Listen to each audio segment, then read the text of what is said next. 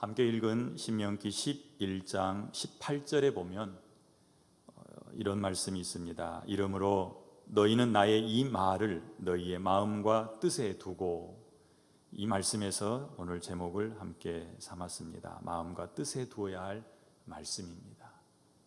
여러분, 우리가 가진 성경 중에 가장 긴 장이 어디입니까?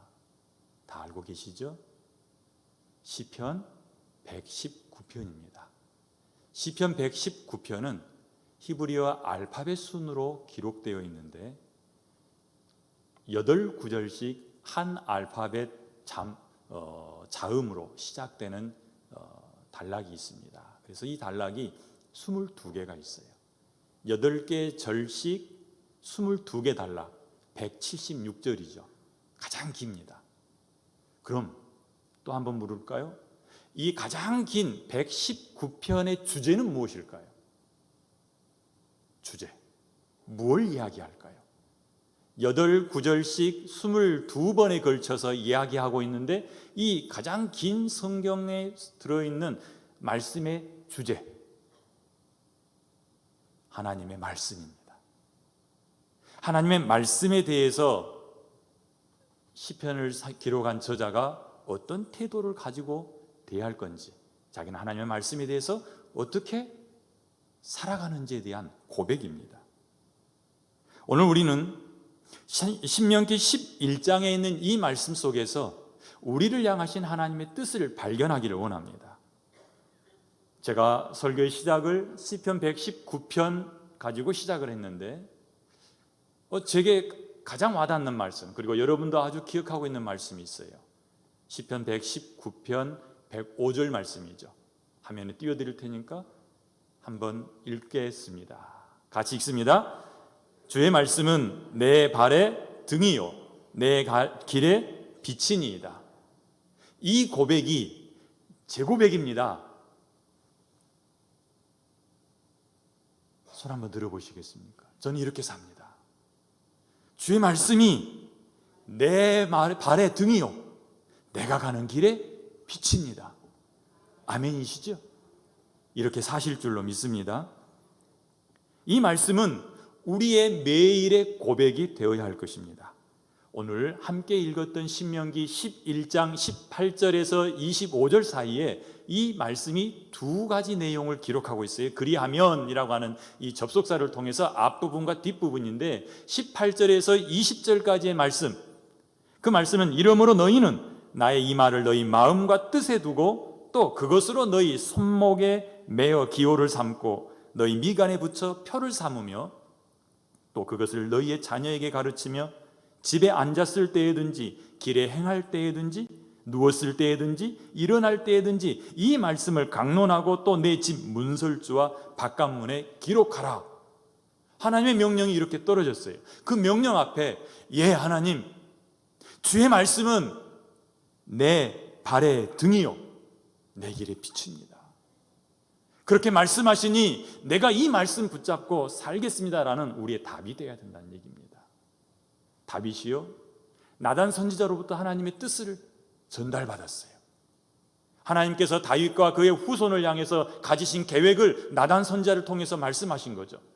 다윗이 그 말을 듣고 곧장 하나님의 법궤 앞에 나아가서 엎드려서 이렇게 고백해요. 하나님, 저에게 말씀하시는 것을 듣고 내가 하나님께 아뢰고 싶은 마음이 들어서 여기 왔습니다. 제 답은 이렇습니다. 내가 무엇이 간데 하나님이 그렇게 계획하셨으니 하나님이 뜻하신 그대로 저에게서 이루어지기를 원합니다. 그는 그 말씀을 평생을 붙들고 살았습니다. 하나님으로부터 명령을 받은 후에 이렇게 하나님 앞에 답을 내는 것처럼 우리도 오늘 이 말씀 앞에 각자 자신의 답을 다시 한번 내놓을 수 있기를 바랍니다. 주의 말씀이 내 발의 등이요 내 길의 빛입니다라고 고백할 수 있어야겠다는 얘기입니다. 하나님께서 말씀합니다. 하나님의 말씀을 너희 마음에 그리고 뜻에 두어라. 이 말씀은 우리 마음에 새기라는 말씀입니다. 신명기에는 이와 비슷한 말씀이 또 기록되어 있습니다. 신명기서 6장에 같은 말씀이 있고요. 32장에 가면 또 있습니다. 신명기는 모세가 기록한 성경이지요. 그가 가나안 땅을 눈앞에 두고 모압 평지에서 이스라엘 백성들을 다 모아놓고 그들에게 지나온 40년의 삶을 되돌아보면서 하나님이 함께 하셨던 것을 기억하게 하고 하나님께서 강조했던 것을 다시 한번 강조하면서 설교했던 내용이 바로 신명기서입니다. 구약학자들은 이 신명기서를 3편의 설교로 구성되어 있다라고 분류하고 있어요. 그래서 6장과 11장과 32장에 있는 걸 보니까 모세가 했던 3편의 설교 가운데 똑같이 들어가 있는 말씀이 뭐냐면 마음에 새기고 그리고 자녀에게 가르치라는 얘기입니다.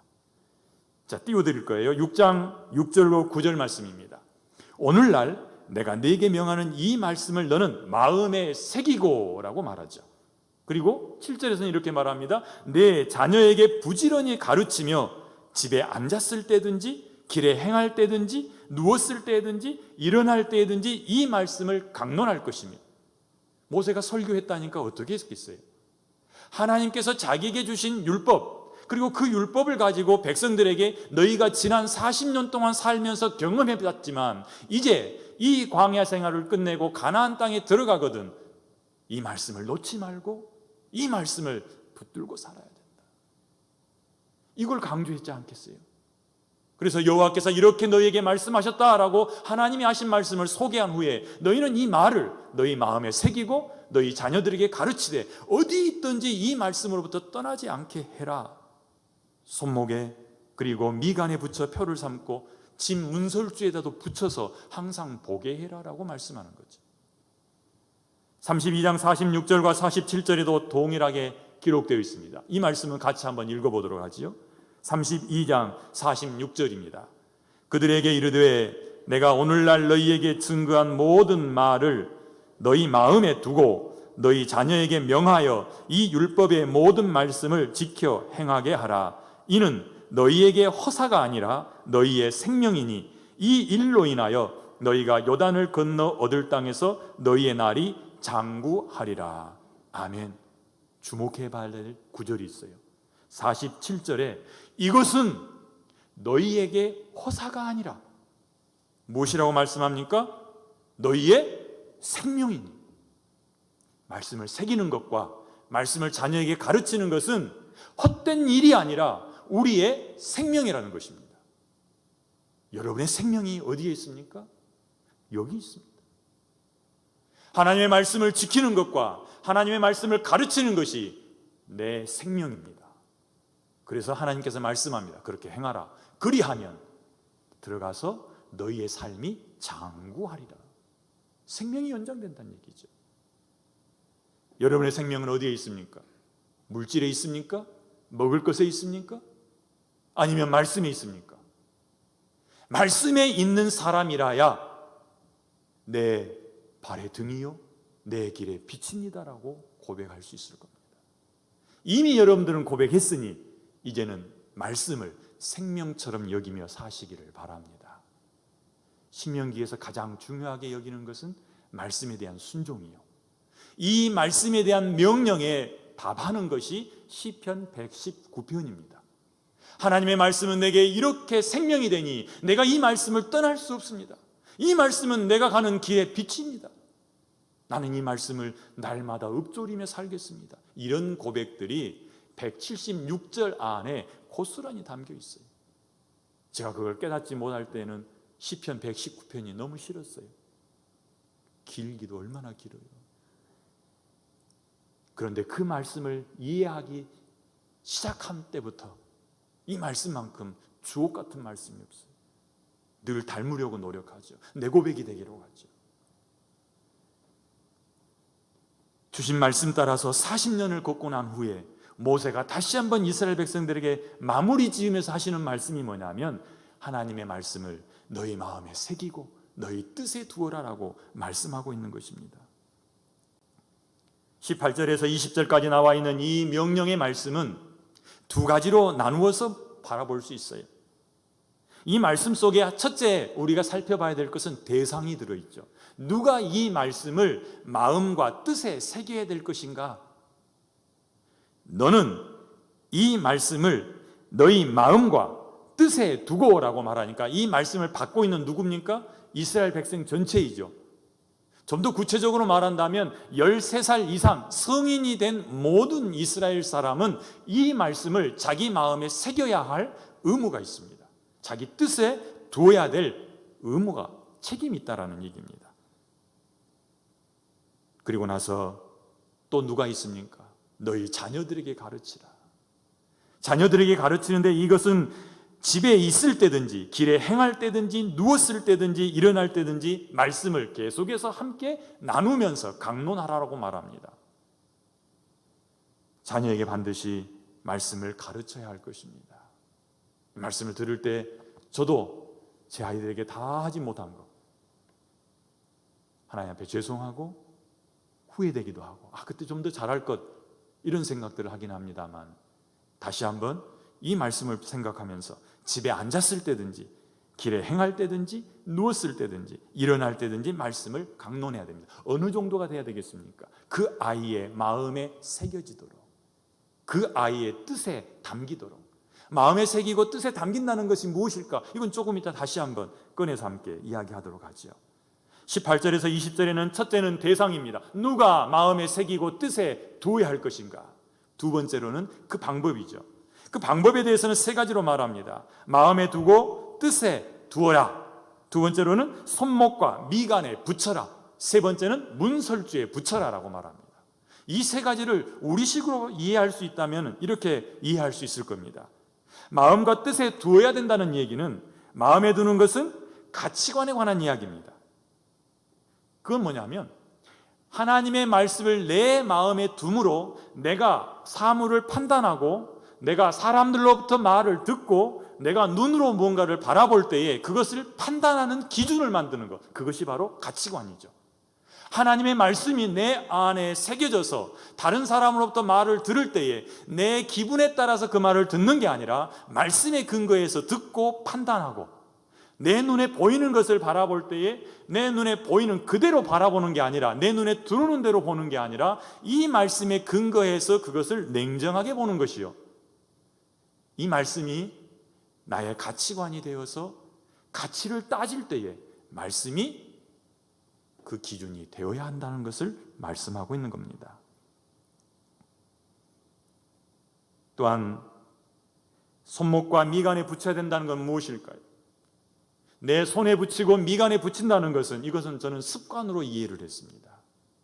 하나님의 말씀이 내 삶 속에 들어오되 나의 습관 속에 젖어들어 있어서 내가 무의식 중에 말을 내뱉어도 말씀이 나를 통제하고, 내가 무의식 중에 한 가지 행동을 해도 그것이 말씀에서 나오는 것이 되어야 된다.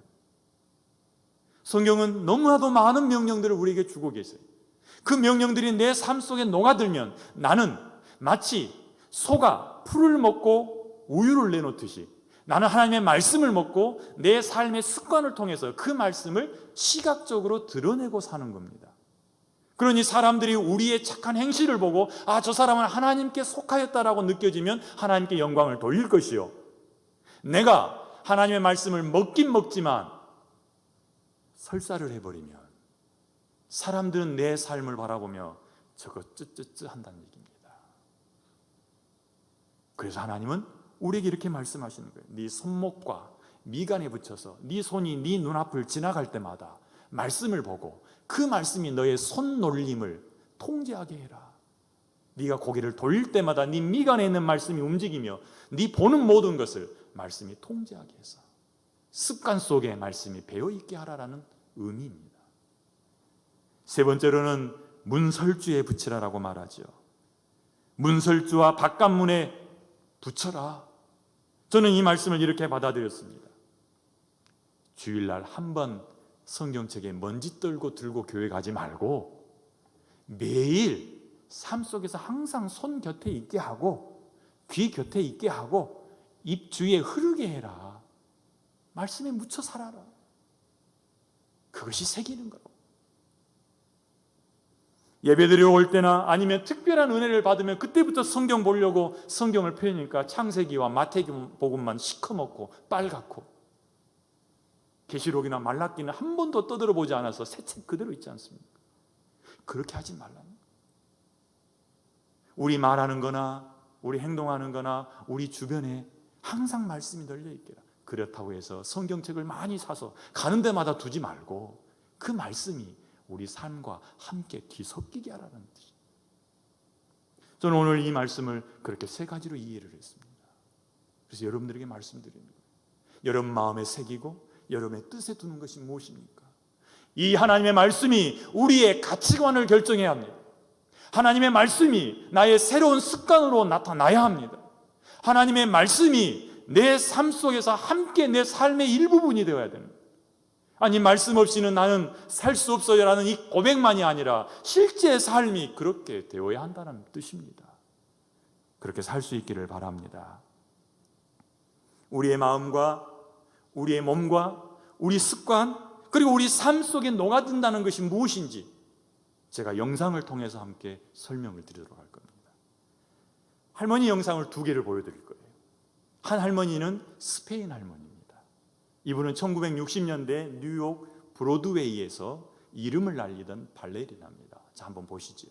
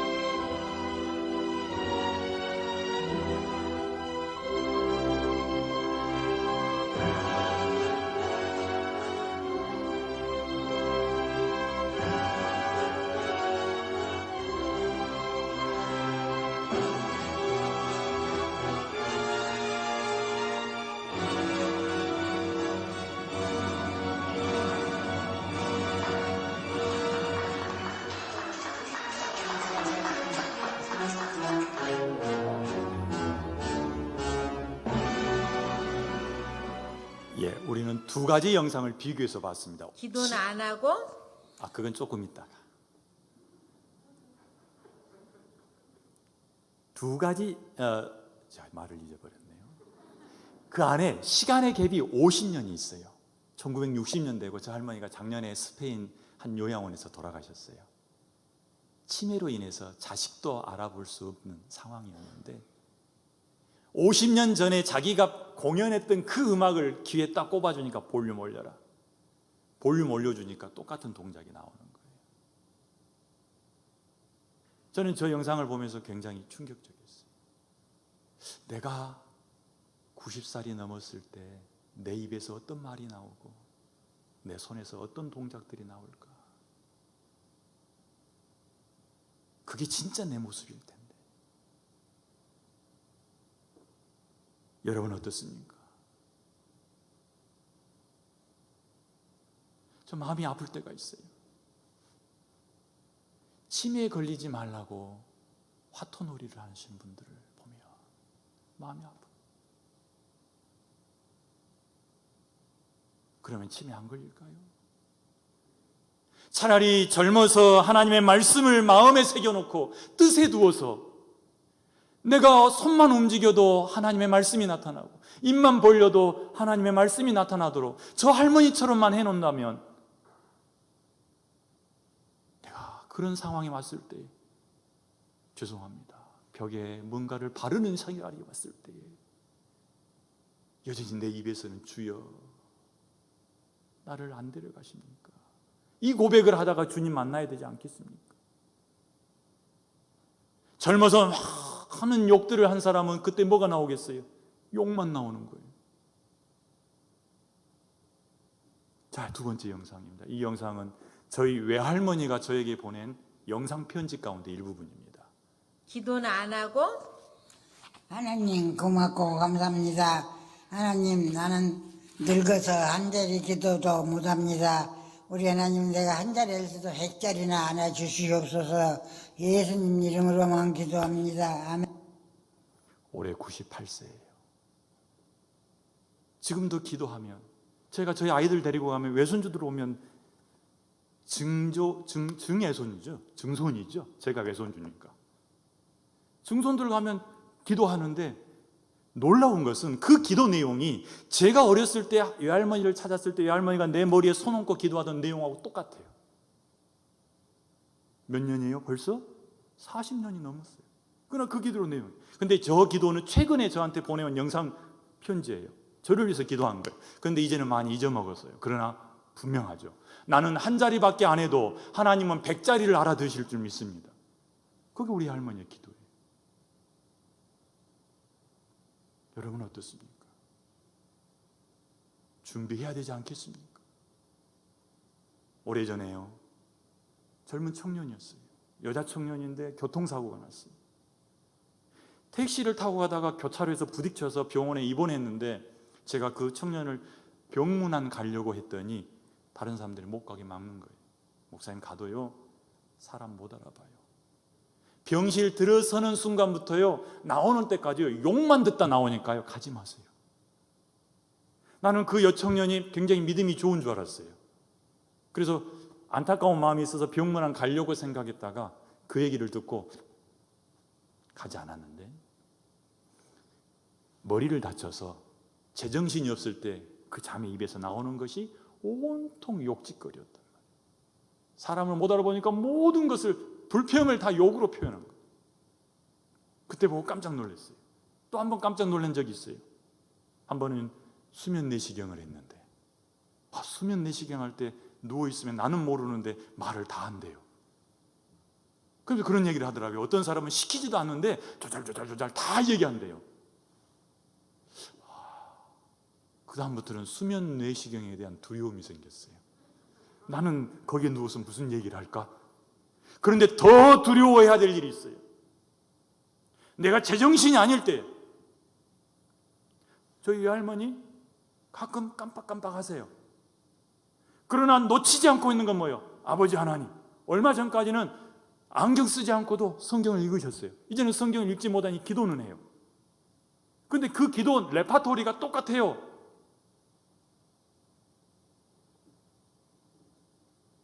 우리는 젊어서 무엇을 내 마음에 새겨 놓았느냐에 따라서 늙어서도 그것이 나올 줄로 믿습니다. 더 늦기 전에 우리는 하나님의 말씀으로 우리 안에 새겨 놓아야 할 것입니다. 하나님의 말씀은 우리 마음과 뜻에 새겨서 평생 붙들어야 될 것입니다. 잠시 하다 마는 것도 아니요, 일주일에 한 번 하는 것도 아니라 내 삶이 되어야 합니다. 우리가 고백한 것처럼 우리의 생명이 되어야 합니다. 우리가 읽었던 말씀 기억하시죠? 신명기 32장 47절에서 말씀하잖아요. 이건 허사가 아니라 너희의 생명이니라. 생명처럼 여길 수 있기를 바랍니다. 성경에서 보여지는 수많은 믿음의 선배들이 죽을 때에 두 가지 모습을 보여줘요. 하나는 하나님의 말씀을 꼭 붙잡고 있는 모습을 보여주는가 하면, 다른 하나는 놓아버리는 사람이 있습니다. 창세기를 읽다 보면 이런 말씀 기억나시나요?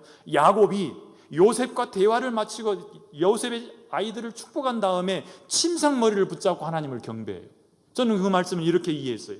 그가 온전하지 못하고 몸이 약해서 스스로 온전히 서서 하나님을 경배할 수 없어서 침상 곁에 그 침대 머리를 붙잡고서 하나님께 예배하더라. 그의 마지막 유언은 하나님의 말씀 따라서 자기를 조상들에게 함께 묻어달라고 부탁하는 걸로 끝냅니다. 이거는 하나님의 말씀을 끝까지 붙잡은 사람의 모습이죠. 여러분이 잘 아는 다윗은 어땠을까요? 다윗은 열왕기상 2장에서 그의 마지막 임종을 맞이합니다. 열왕기상 2장 1절에 보면 다윗이 죽을 날이 임박함에 그의 아들 솔로몬을 불러. 그래서 이렇게 말하죠. 내가 이제 세상 모든 사람이 가는 길로 가게 되었노니 너는 힘써 대장부가 되고 네 하나님 여호와의 명령을 지켜 그 길로 행하여 그 법률과 계명과 율례와 증거를 모세의 율법에 기록된 대로 지키라.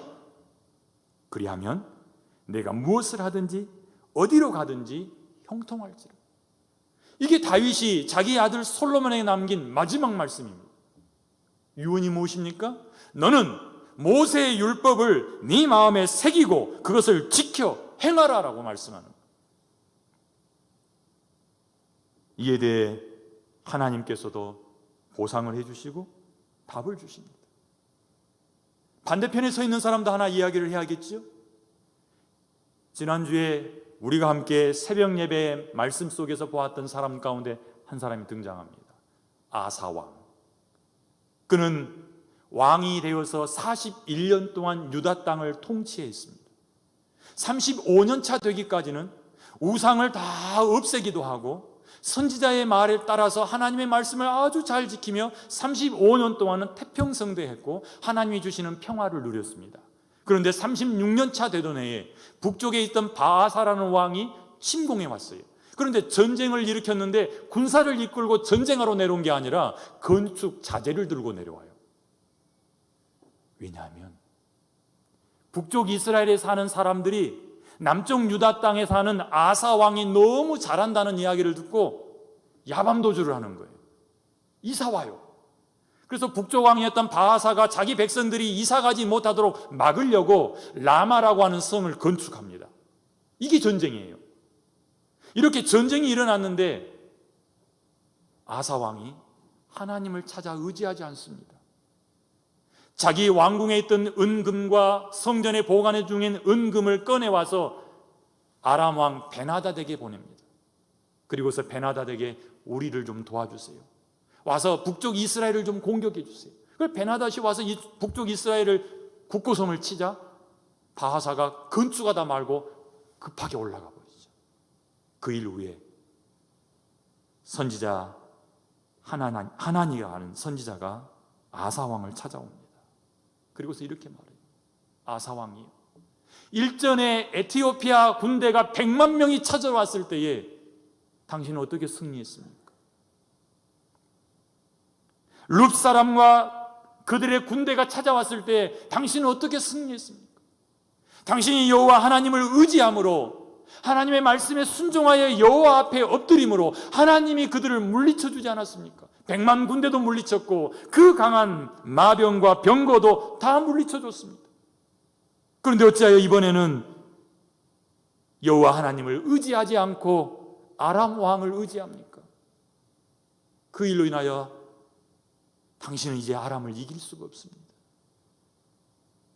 9절 말씀을 우리 함께 읽도록 하겠습니다. 역대하 16장 9절입니다. 여호와의 눈은 온 땅을 두루 감찰하사 전심으로 자기에게 향하는 자를 위하여 능력을 베푸시나니 이 일은 왕이 망령 때에 행하였은즉 이후부터는 왕에게 전쟁이 있으리. 아멘. 그가 41년 통치하고 끝납니다. 35년까지는 잘했는데 36년 차에 이렇게 변질됐어요. 근데 39년째 되던 해에 하나님의 사인이 하나가 또 왔습니다. 그의 발에 병이 든 거예요. 죽게 생겼어요. 그런데 성경은 이렇게 기록합니다. 아사 왕이 여호와 하나님을 의지하지 않고 하나님을 찾지 않고 의원들을 찾았더라. 의사를 찾았다는 얘기입니다. 젊어서는 하나님을 잘 섬기고 하나님의 말씀에 순종하며 살다가 말년에 가서는 하나님을 의지하지 않고 사람을 의지하고 은금을 의지하고 하나님을 떠나버린 아사 왕의 최후를 한번 보십시오.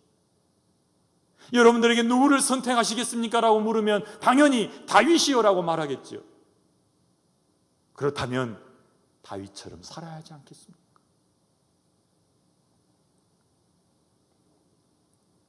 날마다 성경 읽기, 요즘 시편 119편을 읽고 있어요.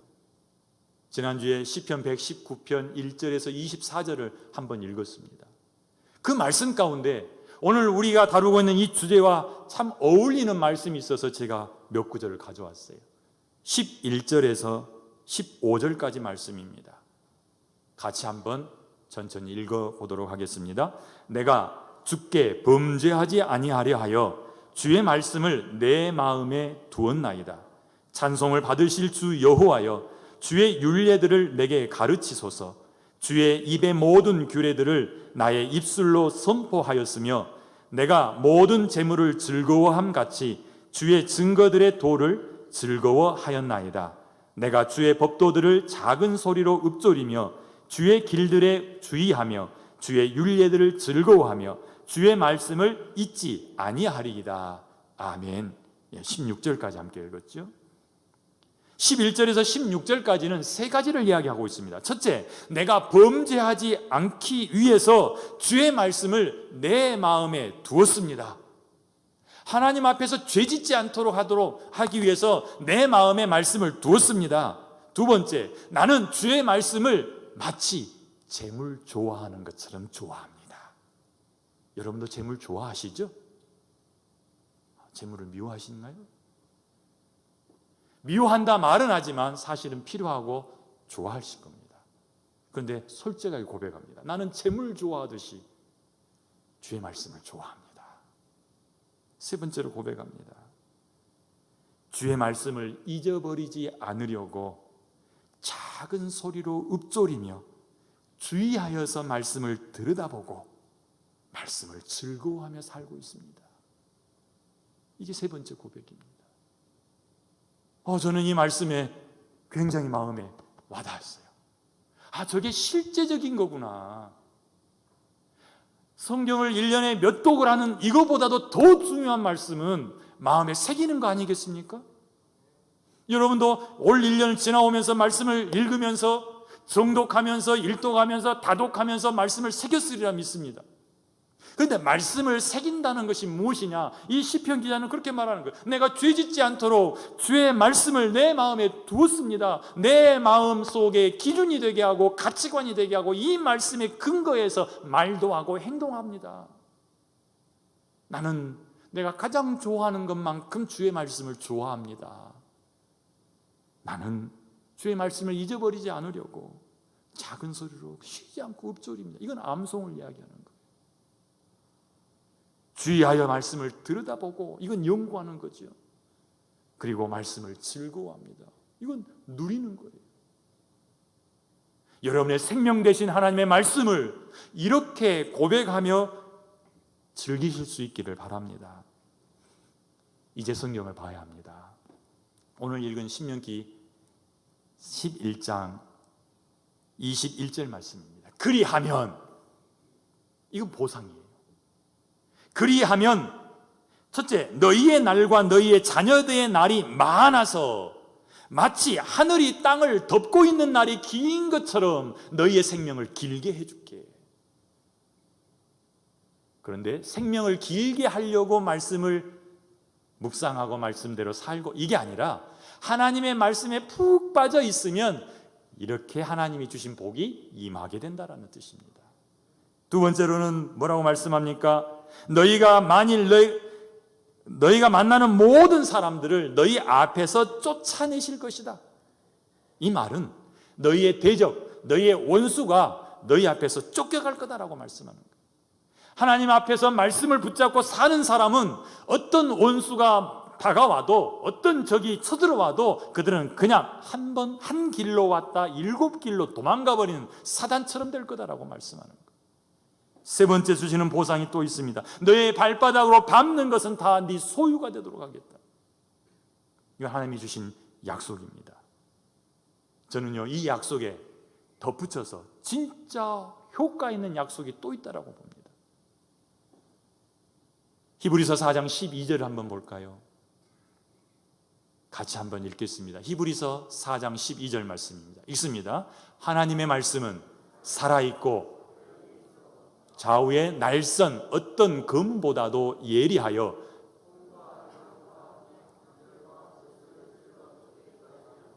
또 마음의 생각과 뜻을 감찰하나니. 아멘.